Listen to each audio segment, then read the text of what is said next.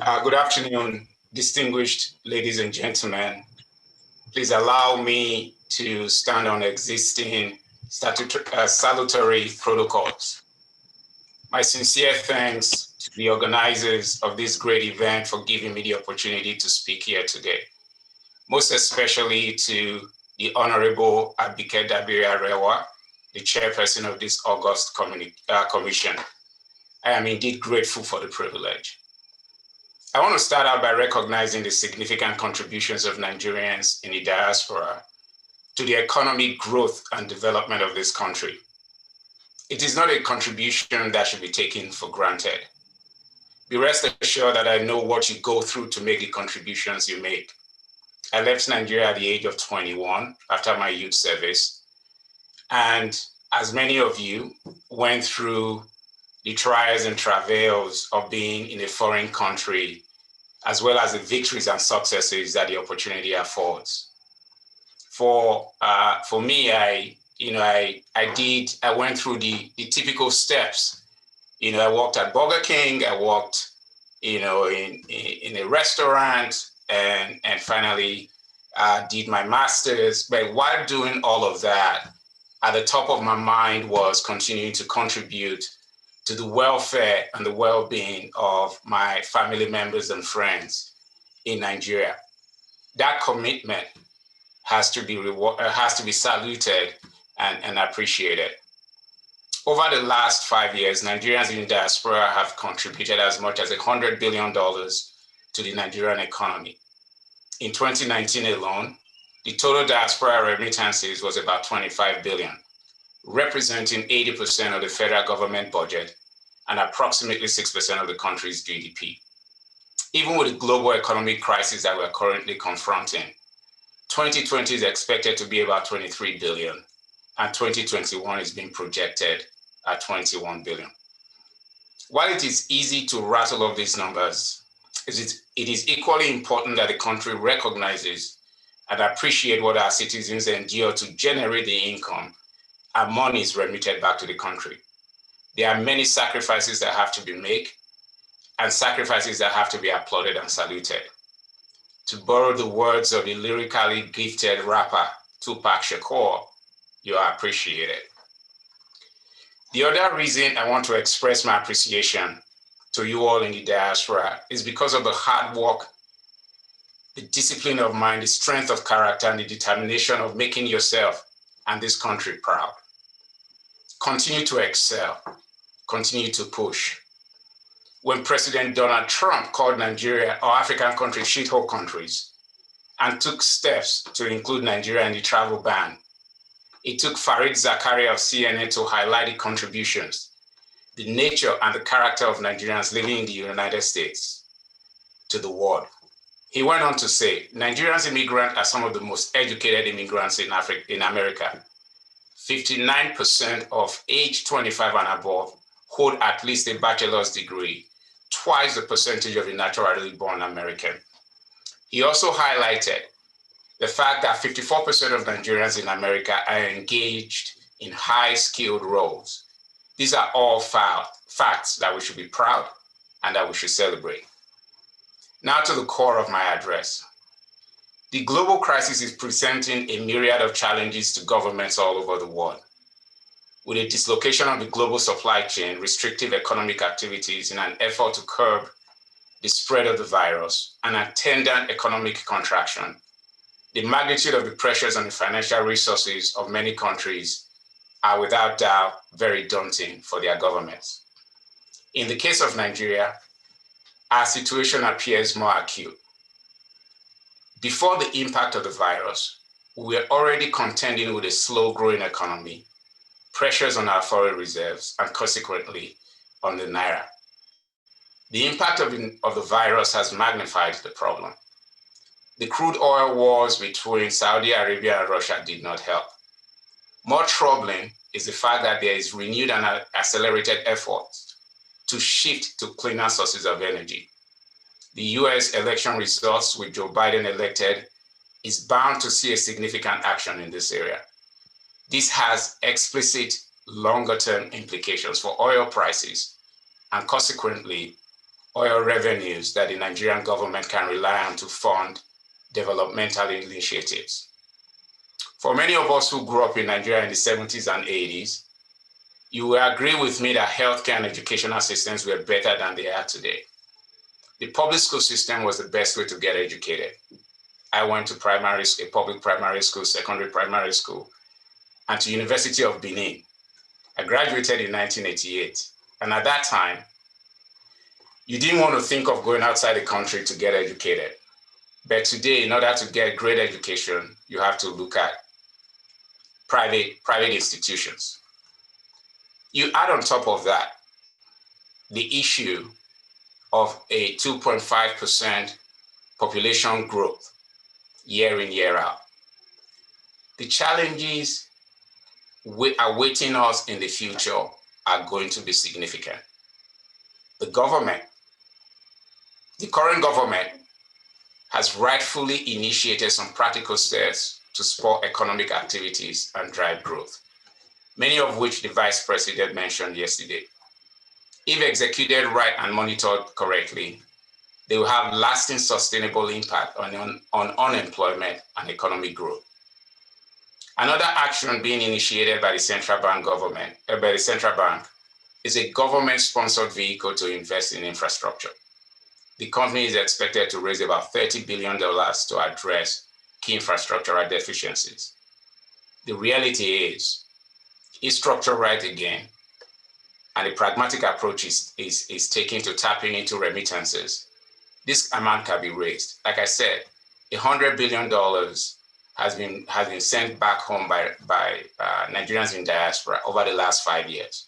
So a portion of that allocated to infrastructure development has the potential to help drive this initiative. But that's not sufficient.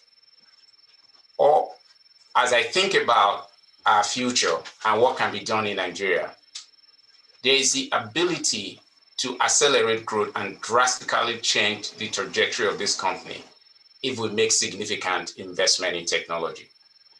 The investment in technology, the advancement in technology today and the opportunity it presents play well into the strength of this country, and it is something that we should explore. The progress in financial technology, health technology, and agricultural technology have the potential to quickly and permanently alter the prospects of our country. This is the area I would like us to design specific diaspora-led investment programs towards. Let's take fintech as an example, financial technology. A lot of the activities in the fintech space is focused on trying to facilitate transactions and gradually bring down some of the barriers in the financial services that limit broader participation and access. Well-funded fintech ventures have the potential to significantly expand trade for the country and can facilitate bringing many businesses into mainstream commerce. It also has the potential to significantly reduce the lock that traditional banks have on credit, which, as we all know, will be critical to driving economic growth. Fintech also has the potential to create credible ways to deploy capital, whether it's through lending or other types of investment aggregation. And this will be pivotal to unleashing entrepreneurial mindset of Nigeria. All of us know and understand that the real growth engine potential for Nigeria is through SMEs. It's how we get the right minds to play there and how to deploy the right capital to these opportunities will be critical. Health technology is another area of significant growth. As we have seen with COVID, there's a significant gap in healthcare delivery. We all are thankful that we have been spared the worst of the virus. And there's, however, an opportunity to invest in healthcare technology that will significantly reduce the cost to deliver healthcare services. Where technology is today, and some of us might think this is far out there, but I think there are enough technological developments that I see a proliferation of healthcare interface platform driven by artificial intelligence. These platforms can be programmed in local languages and would allow healthcare facilities with minimal staff to attend to many more people. Imagine a situation where we have a diagnostic platform that can interact in Bini, my language, Efik, Yoruba, Igbo, and a well-trained technician that asks questions and with a few keystrokes can provide an initial diagnostic for a woman in a remote area of the country. While this might appear futuristic, the core technological components exist, and with the appropriate investment in the right companies, we can actualize this. What Operation Warp Speed in the US has shown is that with adequate investment in technology, you can bring down historical barriers to breakthrough. Today, there's a company called Zipline, an American medical products delivery company headquartered in South San Francisco that designs, manufactures, and operates deliveries drones. The company operates distribution centers in Rwanda, Ghana, and yes, Rwanda, Ghana, and in the United States. Think of that. This company delivers essential medical needs to hospitals and healthcare facilities in remote areas of Ghana and Rwanda. When I first saw the documentary on CNN, I knew that the new era of technology-driven healthcare services in Nigeria and in Africa is here. Let's move away from healthcare and talk about education. Technology's impact on education is limitless and the opportunities are significant. In thinking about the application of technology to education, we must first appreciate that there is nothing that mandates that knowledge can only be impacted through English.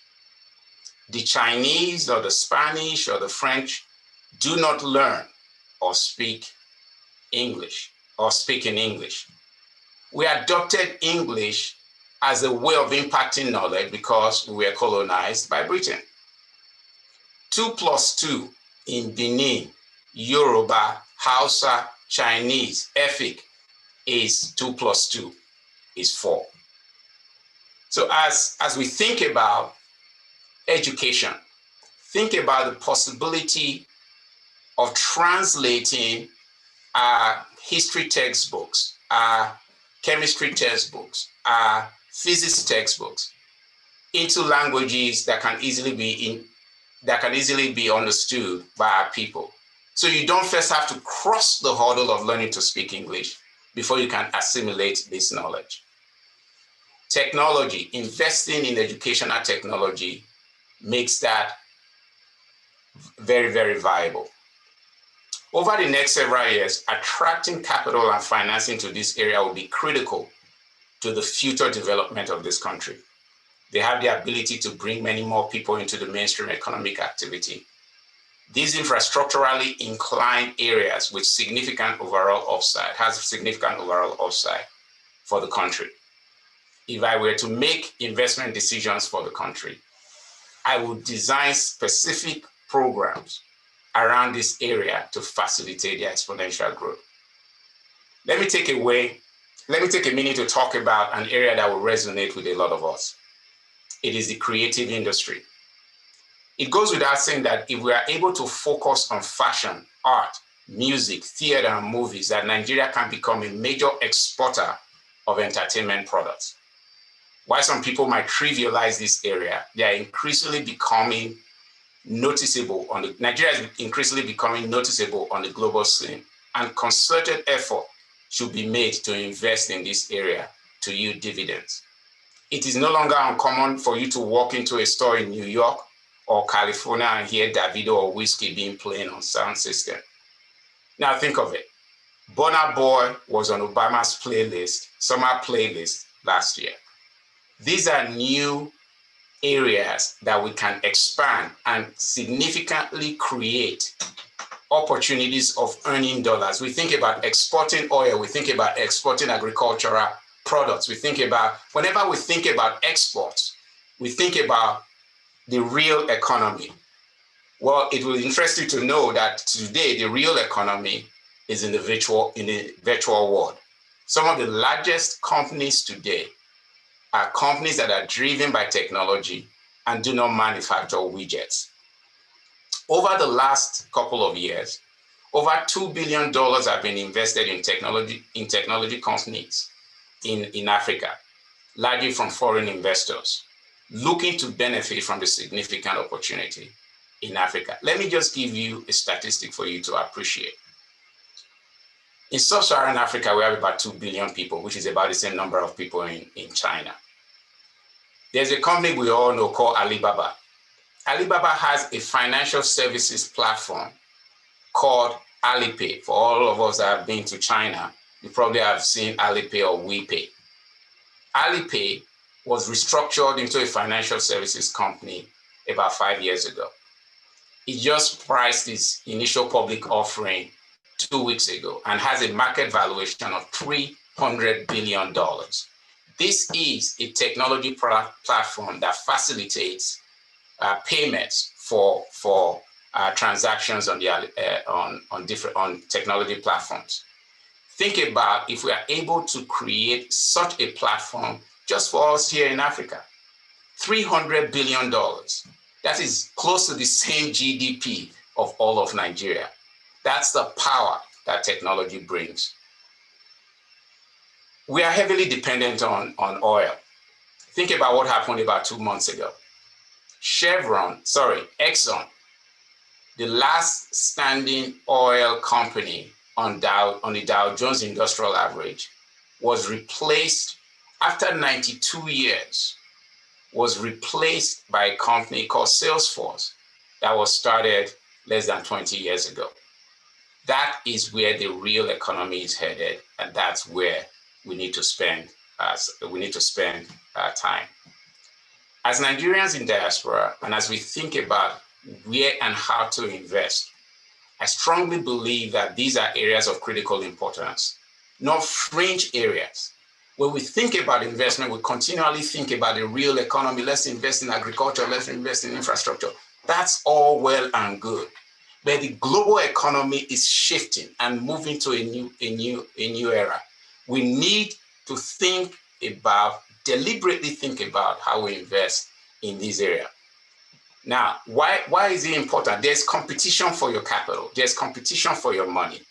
But it's important because technologically driven opportunities, whether it's fintech, headtech, edutech, or in the creatives, provides avenues for Nigerian youths to become productively engaged in this economy. These areas don't have the restrictive nature like civil service or working in a bank. It allows for creativity, and this will unleash significant opportunity for Nigerian youths. The shared benefit of advancement that comes from investing in this area has the ability to have exponential growth for the economy. There's also upside value creation, and that value creation can be significant. Let me give you guys an example. Jumia. Jumia was started by some white folks in Germany, but Jumia's operations are in Africa, and then it got listed on the New York Stock Exchange at that time at a $3 billion valuation. The price came down, but today, as of Friday, it has a market capitalization of $2 billion. Putting that in perspective, that is the same market valuation of Zenith Bank, and is significantly higher than the market capitalization of UBA, First Bank, Union Bank, banks that have been around Nigeria since 1960. That again speaks to the emerging opportunities in investing in this area. A little known company called Paystack, started about 5 years ago by some young entrepreneurial Nigerians, just got bought for $200 million. $200 million is more than the value of a lot of the banks that we see around in Nigeria. So these are not fringe areas for us to invest in. I believe that a concerted effort by this august body, because we are the only ones that have the type of capital that can be deployed to these areas. The traditional banks, given their risk profile, I am the CEO of a bank holding company. We have a merchant bank in our portfolio of assets. It's hard given the risk profile as dictated by the Central Bank of Nigeria, or even just by prudence, it's hard for us to invest in this area or to fund this area. The kind of capital that will drive the growth in this area will have to come from a forum like this. I appreciate the strong, persuasive capabilities of the leadership of NITCOM. I believe that there is a significant opportunity here that NITCOM can shepherd and can construct viable opportunities and avenues for the right capital to be deployed to these areas. And I am confident that done right, we'll see a significant and a leapfrogging opportunity for Nigerian youths and for Nigeria in general. Thank you very much for this great opportunity. It's been my pleasure speaking to you all today. Thank you.